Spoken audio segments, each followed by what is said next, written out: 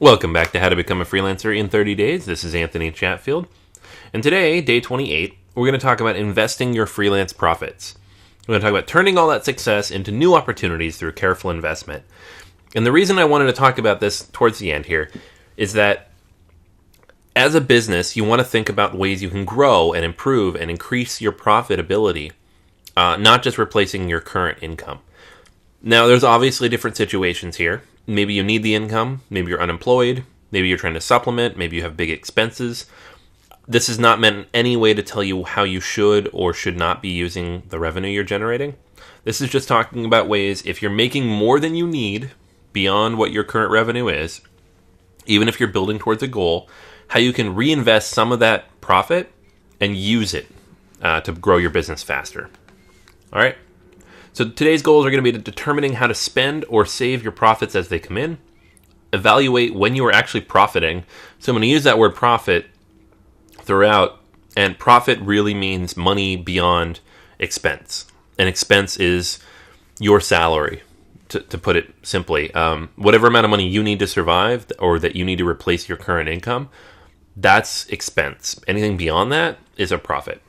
All right? And if you do have a day job, deciding how best to build out your business or save that money for quitting your job.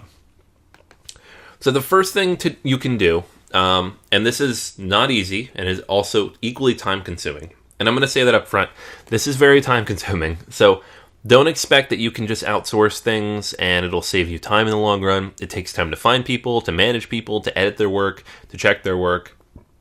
If you're not, it doesn't scale as effectively as you might think it does.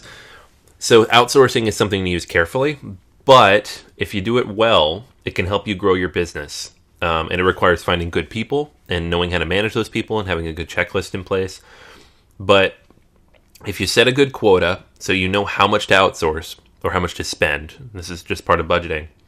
And if you ensure you never overspend, so you're not spending more than you're making, it can leverage your time a little bit. You're having other people do the work for you, and you can focus on other things. For example, let's say you make $5,000 a month designing different logos and pieces of graphic information for websites.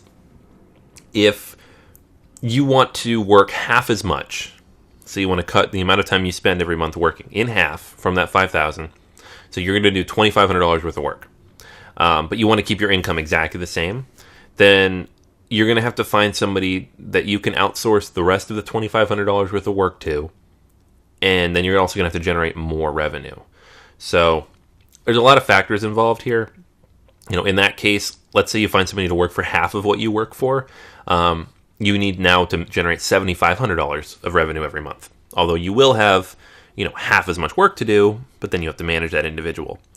So you can tell it's kind of a rabbit hole you go down here. It is an investment. It does save you time and make you more money in the end. But keep in mind all those factors because it's not as easy as just give somebody else the work and make more money. You have to manage those people, and that's a full-time job in its own right. Building websites. A lot of things you can invest in here. You can buy domain names, whether you're going to use them now or not. You can pay for hosting space, something you should be doing anyways, but you can upgrade it so you can host more websites. You can pay for plugins or themes that are going to help you build that website out. Or you can pay for content and graphics. If you're willing to pay for the whole thing, you can get a whole website developed in less than a month. Easy. If you know what you want to build and you have the cash on hand, websites can be built almost overnight. That's how many people are out there and how skilled they all are. The key is how much money you want to spend on it and how much money you have to spend on it. And what you're going to use that website for and if it's going to generate you more revenue. All things you need to keep in mind as you do this. But if you do it effectively, a good website can be something you use to promote an ebook you write or a podcast you record or pieces of content you want to sell yourself. Lots of different ways you can use this as an investment source. There are a lot of people out there who will build a website and then sell it off on marketplaces like Flippa. It's really a matter of what you want to do with it and how you're going to make money out of it. And we talked a little bit about that yesterday in terms of how to make money on the side. Here's how you would spend the money to speed that up a little. Other investments you can make. You can buy new websites, existing ones, again on like Flippa, These are sites that are ready to monetize. So if you have something in mind and don't want to wait for it, you can buy a full ready to go website. You can hire people. This is going beyond outsourcing. You can go out and hire an individual, and usually one of the first people you would want to hire is like a virtual assistant or something similar, somebody who can manage all the day-to-day stuff that you don't have time for anymore. You can buy software or tools. Arguably, this is almost an investment you don't have a choice on, especially if you're building anything. If you're a developer or designer, if you don't already have that software to do that work, you need to buy it. And quitting your job. This is an investment. Obviously, you need money to do this. I'm not going to give you, in-depth advice on your own expenses here. That would be a whole other course on its own, how to quit your job. But when you are preparing to do so, you obviously want money in the bank. You want to think about factors like health insurance and taxes. You want to make sure your revenue's covered. You want to make sure your income is diversified enough so that it's not at risk. A lot of factors to consider there, but the more money you make from freelancing profits, the more investment you can make on that front. Along those lines, if you're saving up for a major transition, you want to know how much to save and when to have it by so you can eventually quit.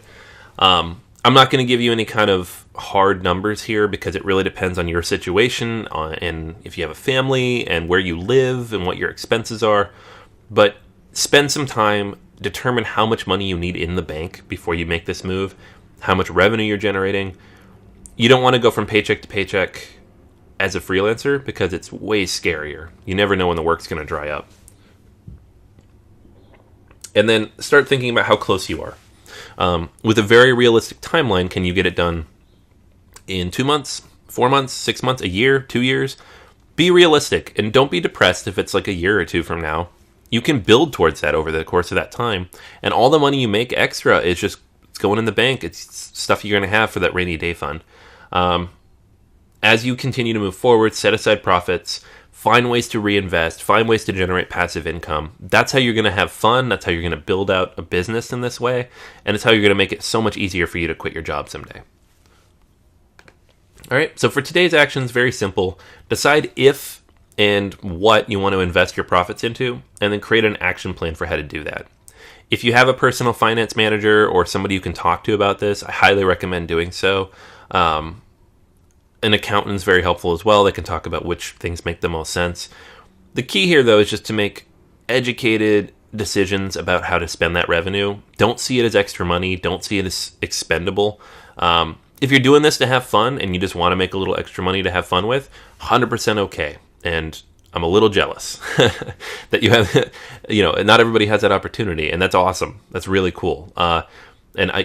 To be honest, I did when I first got out of college. I didn't need all the money that I was generating, and I wasted quite a bit of it. But if you have a family, if you're trying to quit your job, if you don't have a job, if you're trying to supplement your income, now's the time to start thinking about what you're going to do with that money and how you're going to manage it. Because if you think about it later, when it's too late, it becomes that much harder. So that's everything for today. If you have any questions or comments, please leave them below. If you haven't yet, please leave a review of the program as a whole. I would love your feedback. We will be back tomorrow. Thank you very much.